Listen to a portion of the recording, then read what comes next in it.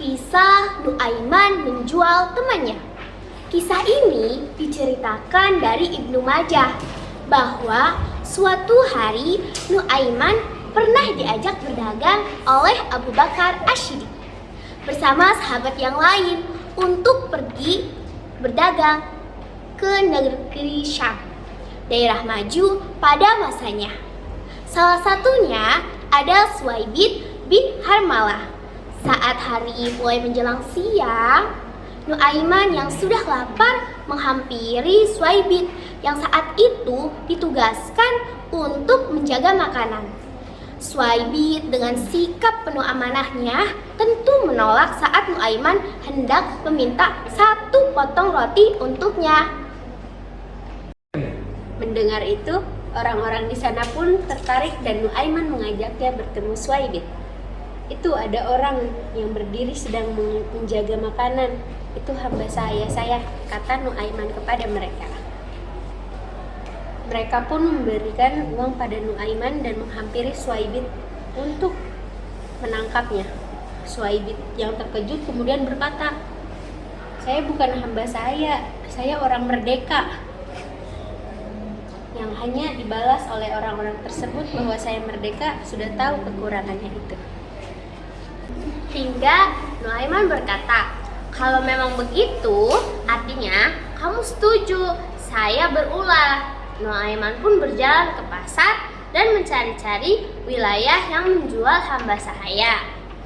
Pada zaman Nabi dulu, hamba sahaya biasanya dijual untuk menjadi pekerja.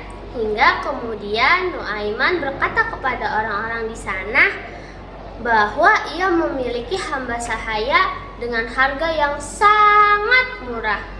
Nuaiman juga menyebutkan hamba sahaya yang dimilikinya hanya memiliki satu kekurangan, yakni berteriak bahwa dirinya orang yang merdeka, bukanlah hamba sahaya.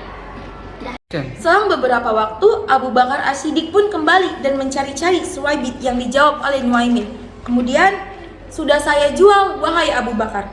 Nuaiman pun menceritakan dengan jujur apa yang terjadi pada Abu Bakar. Kemudian Suwaibid kembali ditebus oleh Abu Bakar dari orang-orang Syam itu. Sampailah kisah tersebut ke telinga Rasulullah SAW. Kisah ini yang membuat Rasulullah tertawa hingga menunjukkan gigi gerahamnya di depan para sahabat. Perawi hadis mengatakan, bahkan setelah 1 tahun berlalu, Rasulullah SAW pun selalu menceritakan kisah Nuaiman dan Suwaibid ini kepada para tamunya. Sekian, wassalamualaikum warahmatullahi wabarakatuh.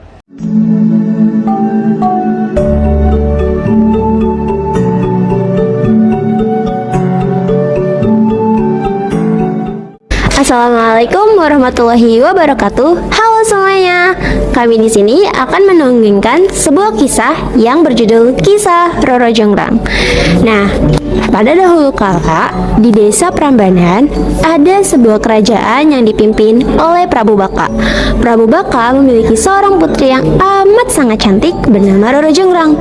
Suatu hari, kerajaan Prambanan ini diserang oleh kerajaan Pengging, di mana kerajaan Pengging ini dipimpin oleh Bandung Bondowoso.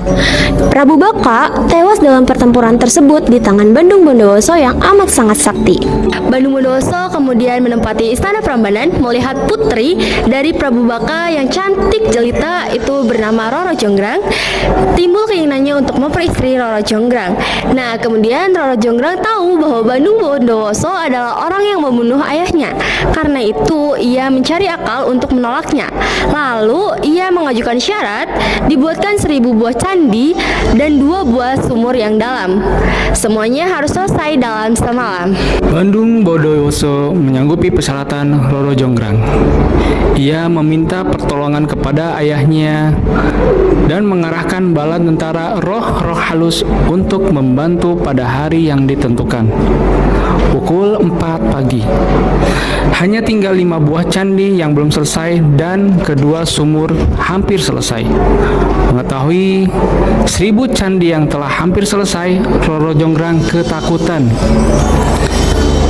Apa Apa yang harus aku lakukan untuk menghentikannya?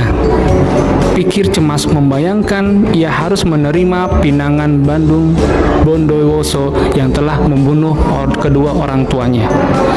Akhirnya, ia pergi membangunkan gadis-gadis di desa Prambanan dan memerintahkan untuk menghidupkan obor-obor dan membakar jerami, memukulkan alu pada lusung, dan menaburkan bunga-bunga yang harum. Suasana saat itu menjadi terang dan riuh. Semburat merah memancar di langit dengan seketika.